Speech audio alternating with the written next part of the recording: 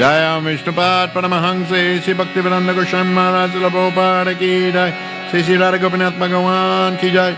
Sri Jagannath Baladev Subhadra Devi ki jai. Sri Gauranitai ki jai. Gaur Premanandi.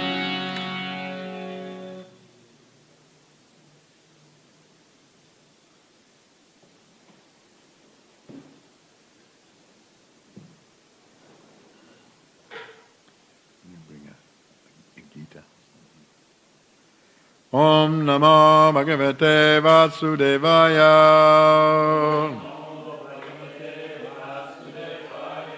Om Namo Bhagavate Vasudevaya. Om Namo Bhagavate Vasudevaya.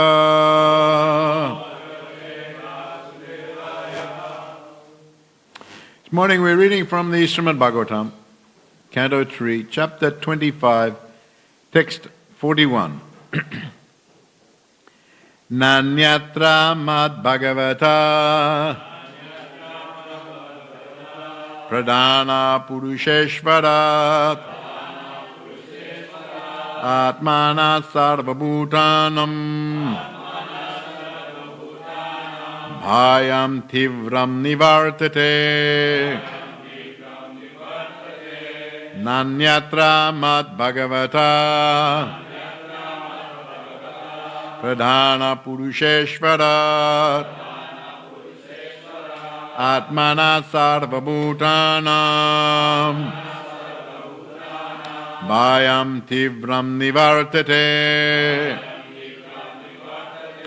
Nanyatra mad bhagavata pradhana purusheshvarat atmana sarvabhutanam bhayam tivram nivartate. Someone else?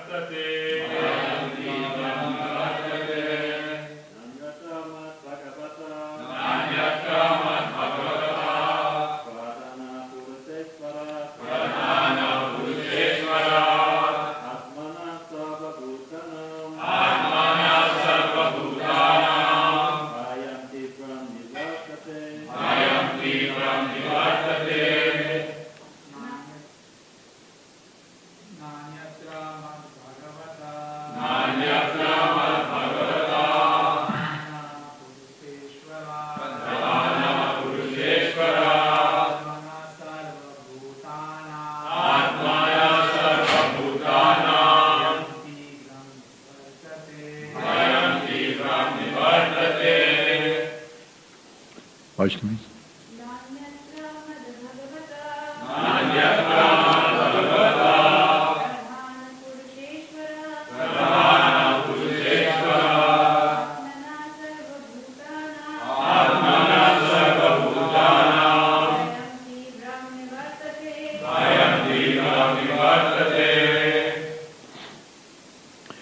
Na, not.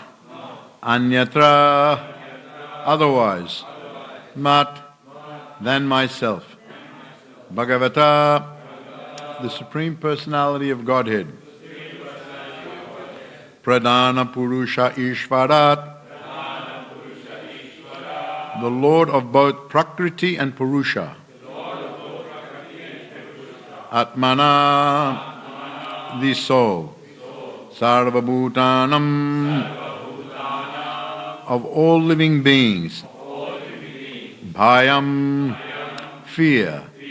Tivram, terrible.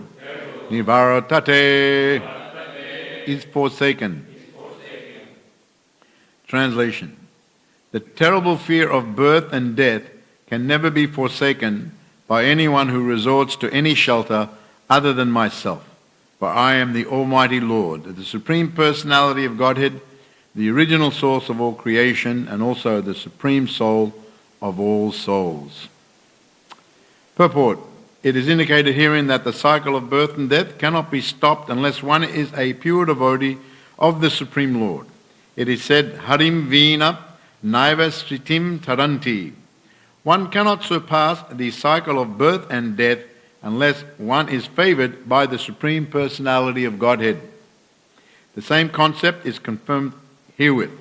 One may take to the system of understanding the absolute truth by one's own imperfect sensory speculation, or one may try to realize the self by the mystic yoga process.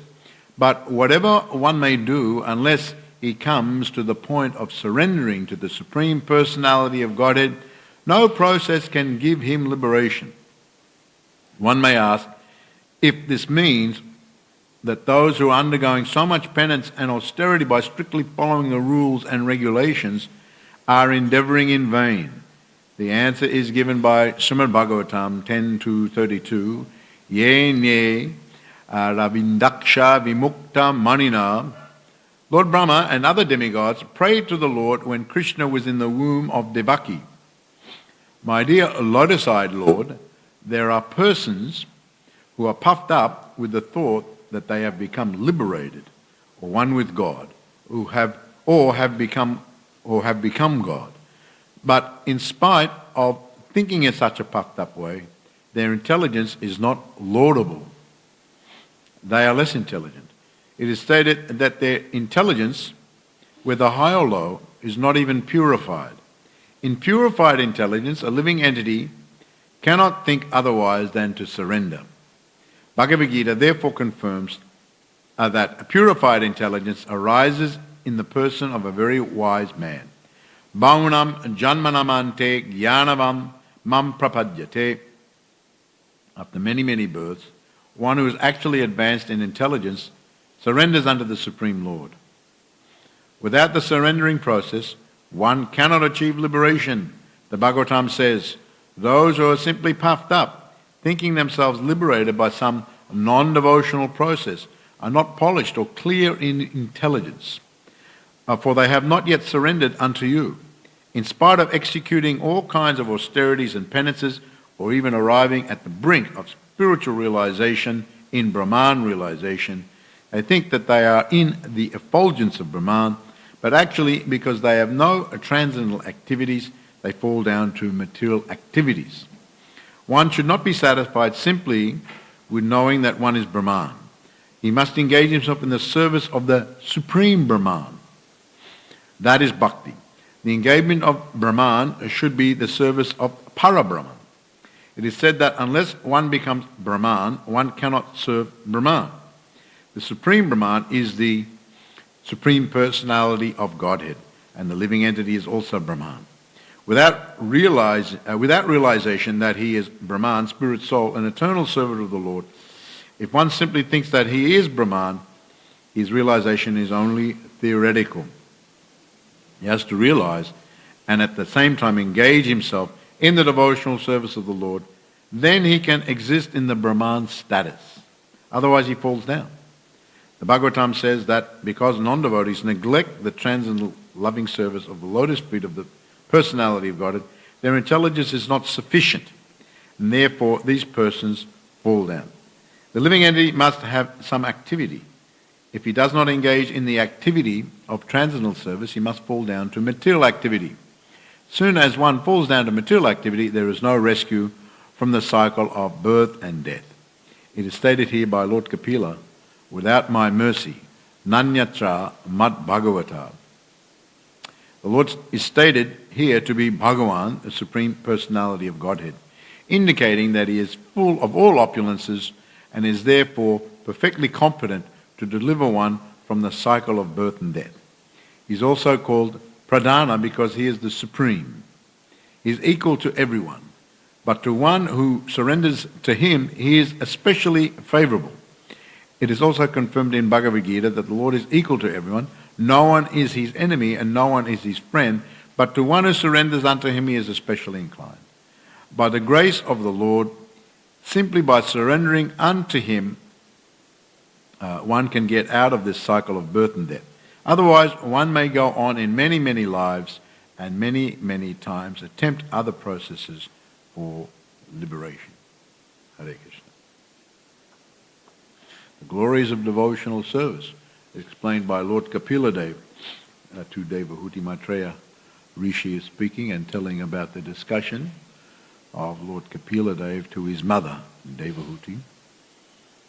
So Devahuti, his mother, feels very fortunate that she has such a wonderful son as Kapila Dev, who is no other than incarnation of the Supreme Personality of Godhead. Generally, the sons are meant to look after the family, especially when the father has passed on. In this case, I think that Kadama Muni had gone and accepted detachment from the world, and so Devahuti was there, and Kapila Dev was looking after his mother, but she was asking him about she was asking spiritual questions, and so Lord Kapila Dev was not only looking after his mother on the material platform, now he was giving a very valuable transcendental instruction. Very valuable transcendental instruction. And the glories of it. He's speaking about the benefits of engaging in direct bhakti to Bhagavan. Mention here of the word Brahman is used, and Parabrahman. Brahmano hi patishtaham amritasya virasya. Krishna says, I actually am the source of the Brahman. And so Brahman is certainly that all-pervasive spiritual energy. And we are also Brahman in that we are spiritual, we are living entity. But we are not all-pervasive. There is the greater Brahman, that is coming from the Supreme Bhagavan. So these types of understandings are very rudimentary understandings in the process of understanding Bhakti Yoga, especially in the Vaidhi Bhakti, in the process of following the particular regulations and rules for the beginners going on the path of being a Vaishnava. And these are the basic teachings, how there is a living entity, how there is Brahman, how there is Bhagavan. Brahmeti Paramatmeti Bhagavan iti sabdyate.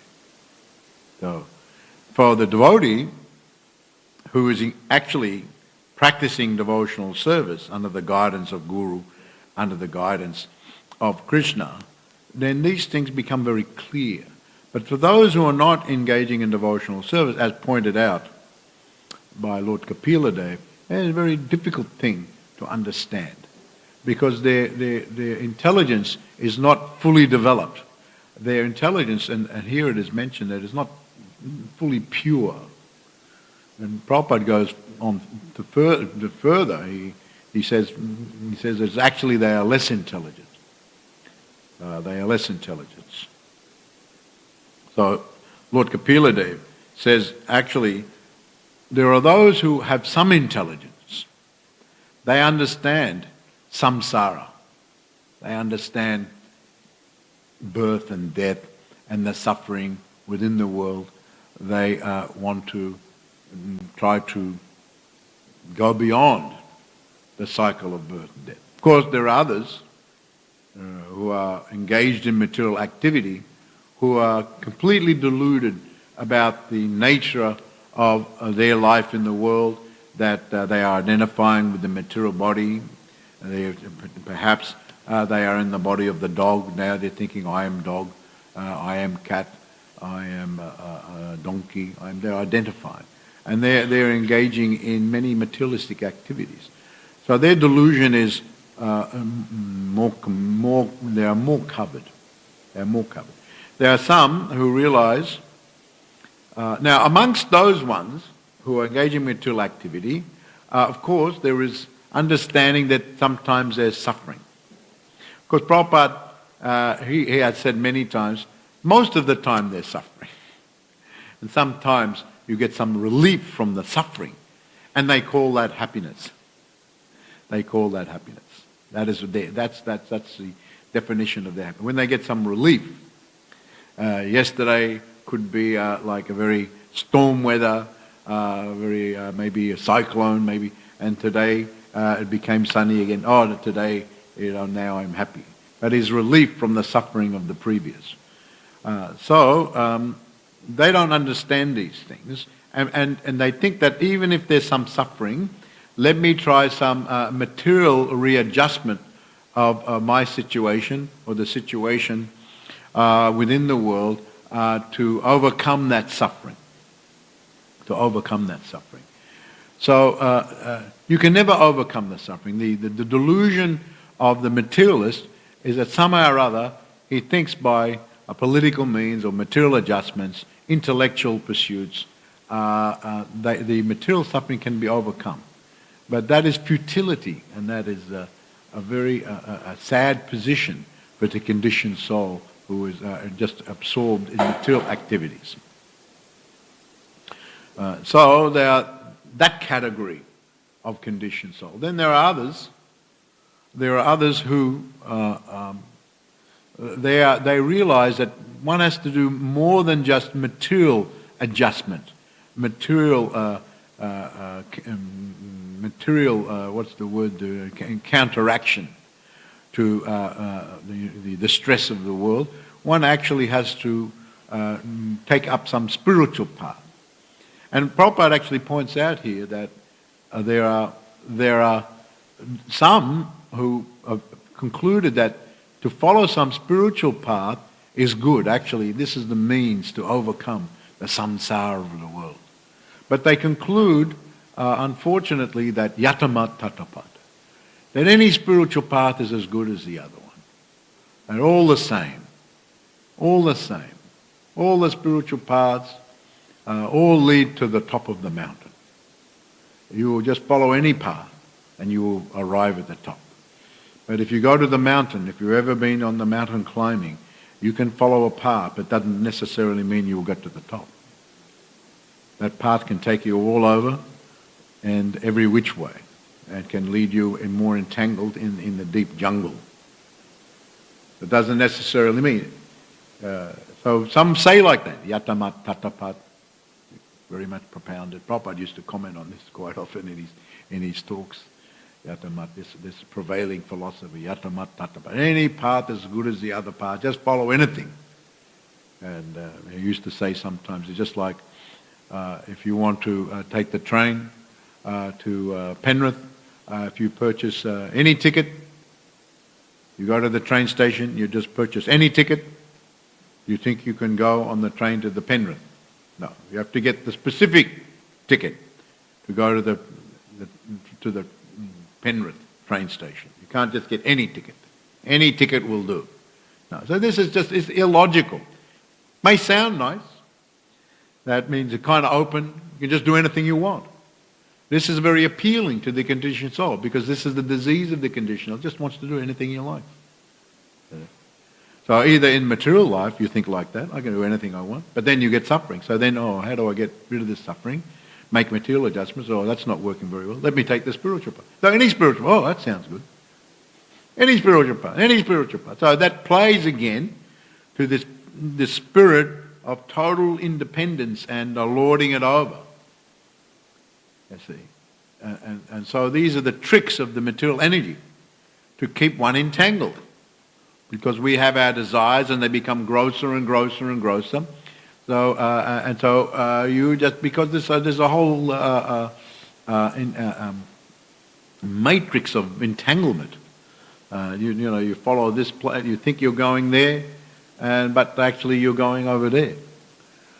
I remember some cities you go to, you think just like first time I remember, I'm just going to Canberra on the weekend, and first in Canberra, their city is based on circular. Their planning originally was circular. So I made this mistake. I thought, well, if you just follow this road, then you will get over here. But actually that road goes over like this. So then you end up further than when you started. can be. But so you have to know exactly how the road system goes. In other cities, it's more, square. And, all right, take this road, eventually I'll go there. But in another city, it's a different thing. So it's very, very confusing. Very confusing. So those roads can be material roads. Those roads can be some sort of spiritual road. Who defines what is the spiritual? How do they arrive at the conclusion this is spiritual? Someone may say, I just think like this, or someone else may say, I read something in a book.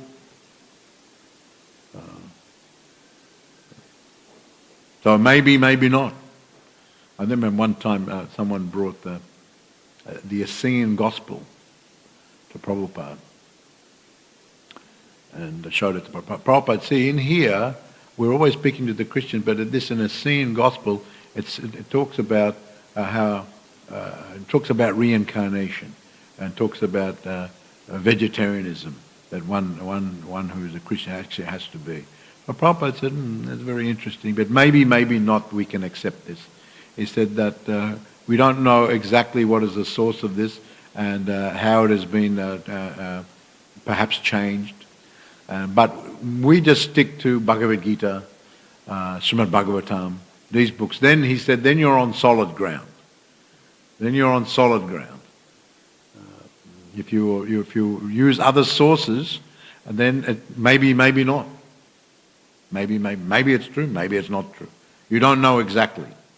So therefore, but when we follow Bhagavad Gita, and Bhagavad Gita as it is, Prabhupada presented Bhagavad Gita as it is. He added as it is. There are many translations and commentaries on Bhagavad Gita previously, but they were giving some other interpretation. And so Prabhupada said Bhagavad Gita as it is. So we stick to these very authoritative shastras and understanding them by the explanations of authorized gurus and acharyas who are very, very elevated, transcendental, realized souls. And they've been proclaimed transcendental, realized souls, but many, many other very great transcendental, realized souls. Many, many others. Just like if someone has accreditation, someone is a doctor. He's saying, I'm a doctor. How do you know he's a doctor? He may put sign, he may have some center, and then he just puts sign, Doctor so-and-so. But is he licensed? Is he registered? Is he authorized? Others are giving him accreditation. He's been done the study. He's been accredited. He is authorized. He is registered. We can check it. Then, otherwise if you go there, risky. Oh, I've got this problem. Oh, you need surgery of the brain immediately. Will we take such a risk?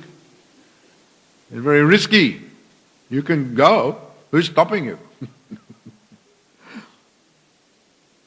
I remember one time one disciple went to Prabhupada, there's so many rules and regulations, I just like to be free and do whatever I want. And so Prabhupada actually said, so who is stopping you? Who is stopping you? Go. If you want to suffer, go. That is your decision. I just want to go. So who is stopping? Go. But you'll be foolish. Don't be foolish. Don't become mudha again. You'll be full mudha, ass. And then now you will come to the good position. But then again you'll become mudha, ass. So a decision is always ours. At every moment we are making the decision, every moment. But we have to use intelligence. Now the intelligence is there originally with spirit soul. Spirit soul has transcendental senses, transcendental mind, transcendental intelligence. But now they're covered. They're covered by the gross matter, they're covered by the subtle matter. So they are polluted, not fully clear. Certainly the senses are not fully. The senses of the living entity is reflected. We're trying to act with that spiritual senses through our material senses. Whether it's a dog, cat, tree, bird, human. We're trying to act through the gross senses. And then we have the covering of the subtle body, mind and intelligence. This is actually a subtle covering of the material energy. covering the subtle body. So our original spiritual intelligence and our original spiritual mind and the soul proper is covered by all these layers of material element. So therefore, if we still have them covering us, you will not be able to see very clearly. So if you don't see very clearly, at least take the help of someone who can see clearly. Say you've got covering, someone has put you in a big sack and then put you another big sack on top of that big sack, and then you can't see. So then you're trying to go, you're bumping here and there. So then someone comes and says, "Oh, yeah, no problem, I can see all right. Just take my hand, I'll take you out." Perhaps we're in a place with so many rooms, someone's put something over you. How are you going to get out? You're in the dark. You can't see anything. You'll just be bumping. Maybe you'll be going in the circles. You don't even know if you're going in the circles. You're bumping and causing yourself injury also. You need to boom, banging your head, banging your toe. Maybe something is there cutting you. Who's to say? So many things can happen to you. But if someone comes, I can see. Why are you doing? You can just take my hand. So if one can't actually see, if one's intelligence is covered, one's mind is covered, one's spiritual senses are covered by the material essential activity, then take the help of someone who can actually see. Of course, who can actually see? Bhagavan.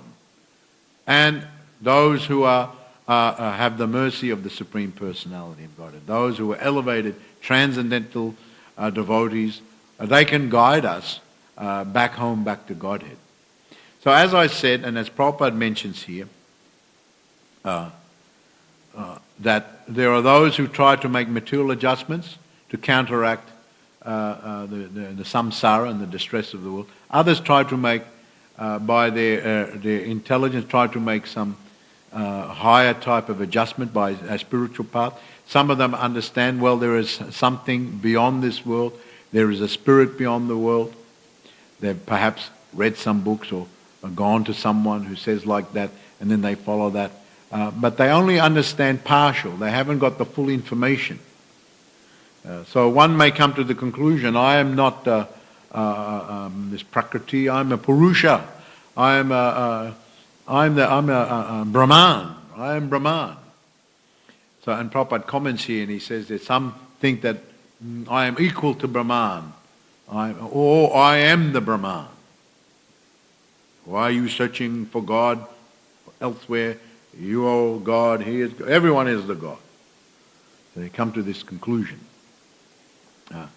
But even if someone comes to that position, here Lord Kapila Dev points out, you can't escape birth and death. You can't escape. Because even if one is perfect Brahmandi, actually goes to Brahman, this is not an easy thing. Many, many births of practice of the austere yoga practice and meditation, after many births, one may actually become very detached and go to Brahman. But here Prabhupada points out, because the living entity by nature is active, in the Brahman you're just existing. Sat. You have some sat, eternality situation. You have some chit, knowledge, and some feeling of ananda, bliss, but it's not complete. There's no vigra, there's no form, there's no activity, which is natural to the soul. So the soul will always be looking for activity. So therefore, even though you may become perfect and even rise above the birth and death of the material world in Brahman, but because of want of actual spiritual activity, one will fall down again and come back to the cycle of samsara, even from Brahman. Even from Brahman. This is the point that Prabhupada emphasizes here, and Lord Kapila Dev speaks about here. The terrible fear, birth and death, the terrible fear. So everyone, this is an important point, this bhaya and abhaya. Bhaya means fear. Fear, everyone has got fear. If someone says, I don't fear, actually they're not telling fully truthfully. Because there's always fear. Who can say, I don't fear anything? That is a foolish thing. There's so much Just our existence in the world, there's always some thing that's going to happen to us, unexpected or even expected, that is going to cause us fear. So there's always fear. And the greatest fear, of course, is the fear of the birth and the death. The samsara, death. Everyone understands death. They don't like to die. They'll always protect themselves. If someone tries to kill you, all of a sudden someone comes and runs after you, tries to kill you, you're always afraid. You always try to protect yourself. So there's that fear. So you can't be free from that fear. You can't be free from death or birth by material means, by yoga means, meditation, on your own effort, or by even Brahman, because then you can come back again. And here Lord Kapila says, it can never be forsaken by anyone who resorts to any shelter other than myself. One needs to take the help of someone who is above all these different levels of existence, what's called unnatural existence of the spirit soul.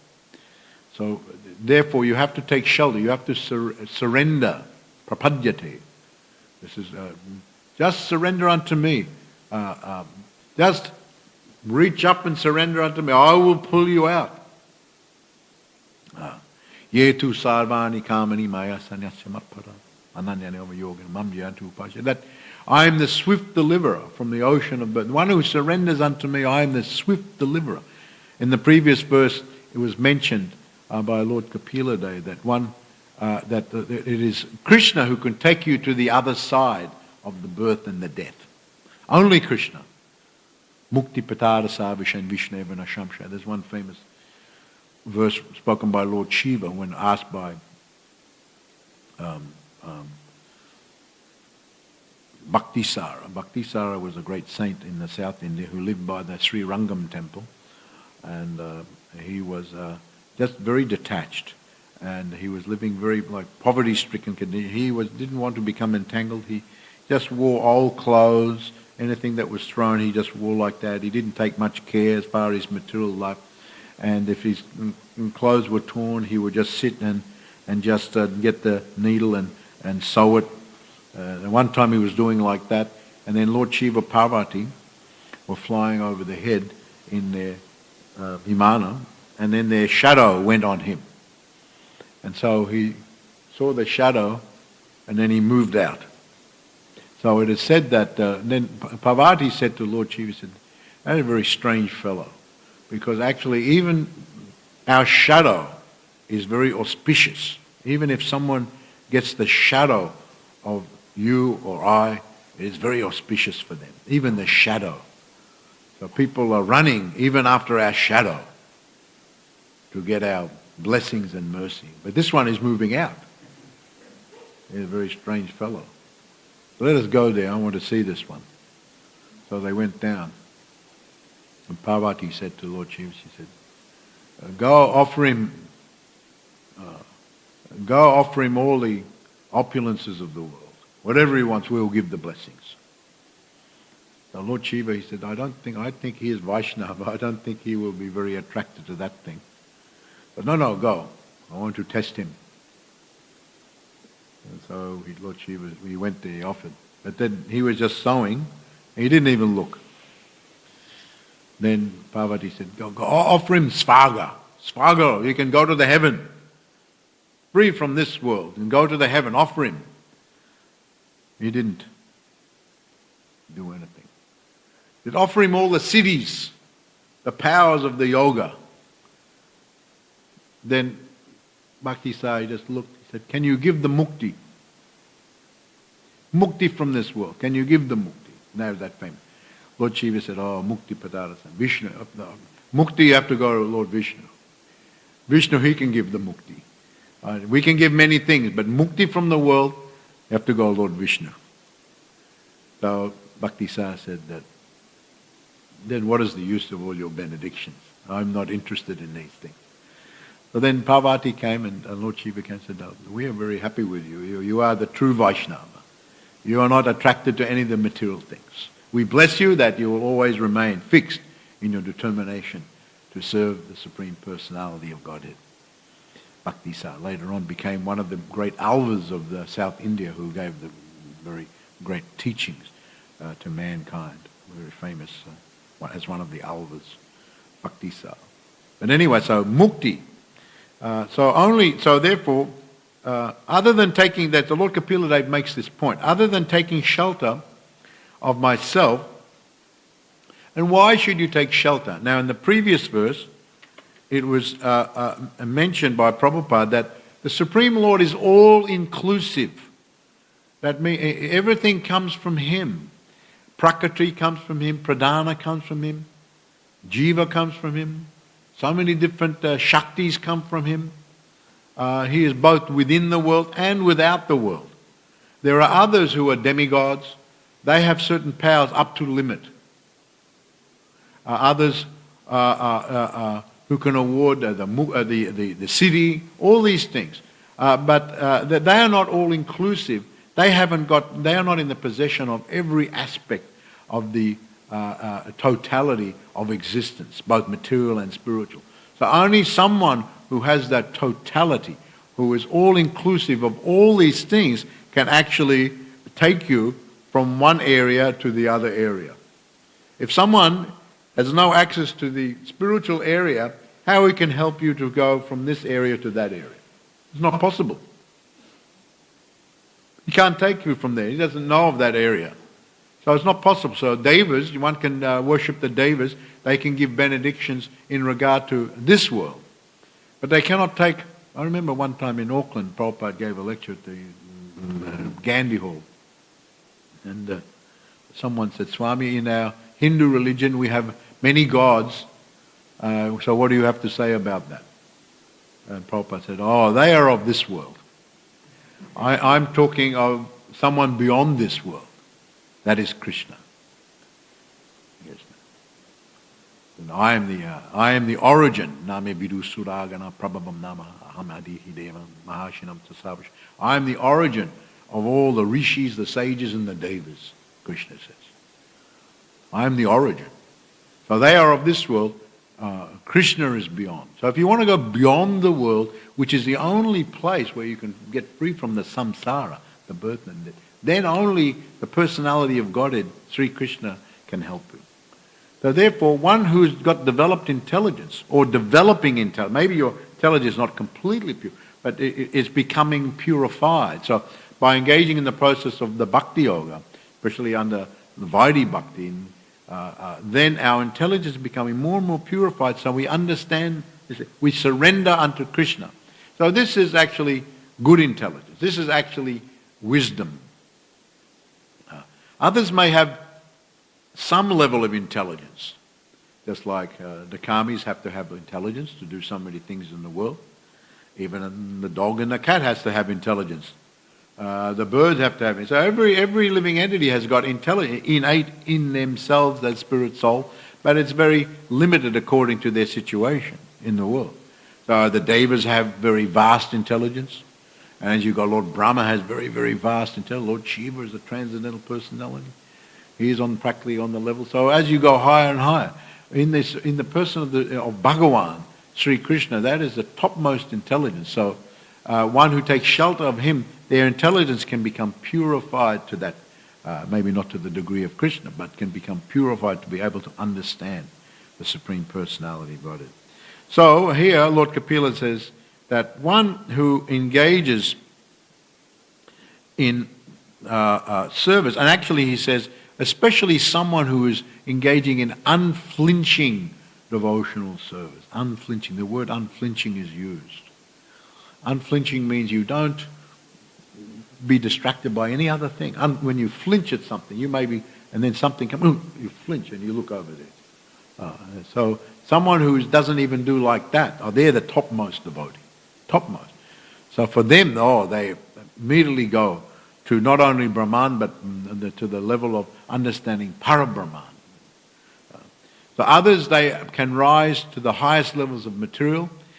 Some can rise to the highest levels of Brahman. But here Prabhupada uses a very interesting word that unfortunately they become very puffed up. They think, I have become God. I am the God. Very, very puffed up. I walk around all day thinking I'm God. Someone asks me, who are you? I'm God. I remember reading some article years ago about someone who came to the court and he was charged with a certain crime. And one of his defense was, you have no jurisdiction to convict me of anything. I am God. So it was going on and on and on. So the judge ordered a mental evaluation of it. Immediately said, take him into the custody and get the mental evaluation and give me the report. We have to take some other consideration in regard to this one. So someone may say, you have no jury. Who are you to judge me? I am God. But if you're saying that we can all be God, why can't the judge also be God? Prabhupada used to say, there was one famous guru who used to say, who stopped his followers from coming to the temple. This was here in Australia. And because he was the follower of the impersonal school. So some of the followers were attracted to come and do chanting. So then the guru heard about it, said, no, don't go there. What is this? Krishna, Krishna, Ram, Ram, Krishna, Krishna, Ram, Ram. So you don't need to chant. You are all God, we are all God. So Prabhupada said, yes, well, he says that don't go to chant Krishna, Rama, you are all the God, but why Krishna can't be God as well? If you're saying everyone's God, why can't Krishna also be the God, at least? At least. You're saying everyone is God, but not Krishna. Everyone's God, but Krishna, he can't be God. Only everyone else, but not Krishna. This is actually Mayavadi. They're offensive to Krishna. There are others who go to Brahman, just like the Kumaras, they were before Brahmandis. They're not having offensive mentality. But others, they are impersonal, but then they start having offensive mentality to Krishna. Everyone can be God, but Krishna can't be God. They say bad things against Rama and against Krishna. But everyone else can be. So this is, Prabhupada pointed out the faulty mentality. So this is very puffed up if one thinks, I am God. And here, they may think they're very intelligent, understanding this position, coming to this understanding. I am very intelligent. I am the most intelligent. I have become the God. I realize myself as God. But here Prabhupada says here that this type of intelligence is not very laudable. It's an interesting word. Not very laudable. Laudable means there's some praise. You do something is very laudable. That's a praiseworthy activity. Understand? That's a very praiseworthy activity. His activities were very laudable, very praiseworthy. Maybe in the sport or maybe in the other activity, an academic. Very laudable effort to do like that. He produced this book, very laudable, praiseworthy. But Prabhupada says this, so they may think that I am possessed of great intelligence, understanding my position as Brahman. But actually that type of intelligence is not very praiseworthy.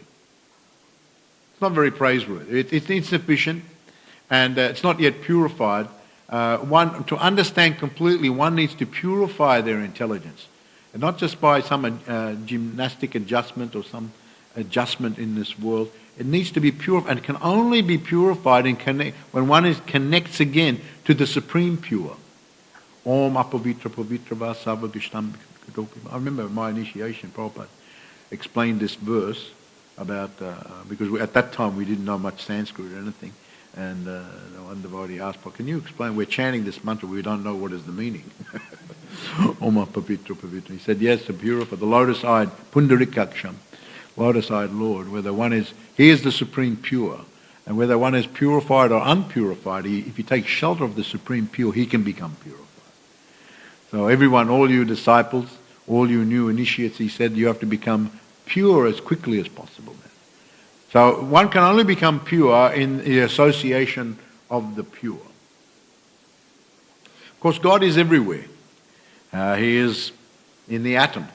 But you cannot perceive God like that. So Krishna has very kindly come in the form of his murti, his deity. So then there is a form that we can perceive with our eyes. An authorized form, the deity is looking like that. looking like this, and then we follow a process. We can see the form. We can engage in the. Then everything, not only intelligence becomes purified, our whole being becomes purified. And Krishna, seeing that sincerity and that purity, he gives that information. He gives that information how you can understand more and more. Because before, even if Krishna were to give that information, your intelligence is so covered, you wouldn't understand that thing. If you give university level mathematics to primary school student, what they will understand? They are just very primary school. One needs to go through the education of all the different levels, then gradually then they may understand the higher things. So unless one is purified, one can't understand the higher nature, even the basic things. What is Jiva? What is Brahman? What is Para-Brahman? What is Bhagawan? Who is the Supreme Bhagawan? There are many Bhagawans even. And who is the Supreme Bhagawan? Krishnastu Bhagawan Swayam, the original Bhagawan from all other Bhagawans, is Krishna. These are very subtle understandings. And to come to that level of subtle understanding, one needs to be purified. So therefore, we just understand these basic things, and then we have chosen by our little bit purified intelligence to engage in the process of devotional service and become more and more purified. Then we can understand more and more of these subtle things, and then go into more of the intimate relationships with Krishna and his devotees. And that's more higher level still. That takes a higher level of advancement. One can't jump up immediately to that platform. One has to just be humble and follow. And Krishna, seeing your sincerity and humility, will reward you more and more with more understanding how to make advancement in devotional service. Hare Krishna. So thank you very much for listening to this class this morning. Does anyone have any question or comment in regard to this verse today? Yes, Prabhu.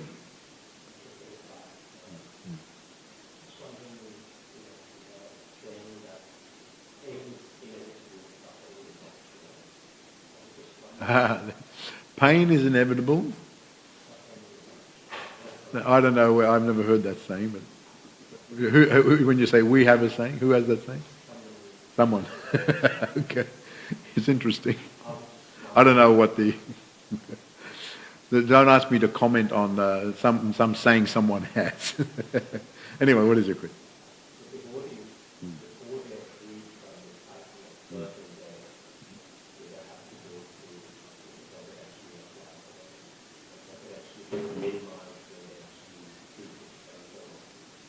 Well, Krishna, you know, one has lived their life and then the previous life, so certain some karma is there. And just you take the material body, that is going to be suffering. Just you've got a material body. You can't avoid the suffering of the material body. Body has beginning and end, and in this world there's many diseases, so there must be suffering. Even though someone is devotee, in Nectar of Devotion, Prabhupada said, even for the pure devotees, very elevated devotees, living in this world, living within the material body, especially in the Kali Yuga, they will be suffering. It is a great disturbance. But the difference between ordinary persons and great devotees is that the great devotees are never deviated from their engagement in devotional service. They're not disturbed as far as their engagement in devotional service. They may be disturbed as far as what's going on with the body. I mean, some disease, some sickness, some cut, something like that. Certainly there's going to be pain there. Certainly there's going to be suffering there. But the devotee actually sees it as the mercy of Krishna, how I become more detached.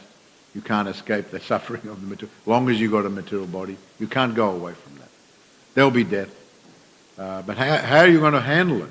What is your consciousness going to be like? We see just like Kadambakana Maharaj passed away last night, we got the information. And so he went to the Vrindavan and he was chanting surrounded by devotees. That is very advanced. That is what an advanced devotee does like that. So the materialist, they'll try to do something else. So there's a difference. So the suffering will always be there as long as one has the material body. You understand that? You can't escape. But your consciousness can elevate you that you're not going to be, you're going to be steady. Even if you're incapacitated physically, still your mind will be absorbed in Krishna consciousness. So you'll be fixed in that position. And even if your mind is disturbed by something, but Krishna is so kind, still he will look after you. He will give you a nice position. Maybe you'll go back home, back to Godhead. If you're not fully perfected in your next life, you'll get more greater opportunity. If you're fully perfected, Krishna will take you. Generally it is said you get opportunity to take part in Krishna's Leela in the world and assist him to perfect yourself even more, become more purified to in the intimacy of relationship with Krishna. And then, so what Krishna can do, according to the individual, he makes so many adjustments.